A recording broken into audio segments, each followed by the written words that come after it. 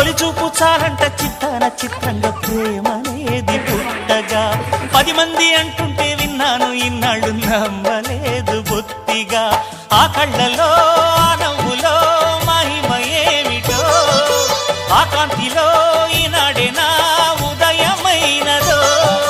మదిసీమలో ఇన్ని మరుమల్లే గంధాలు మునుపెన్నడు లేని మృదువైన గానాలు మొదటి బలపు కథలు తెలుపు గేయమై తీయగా స్వరములు పాడగా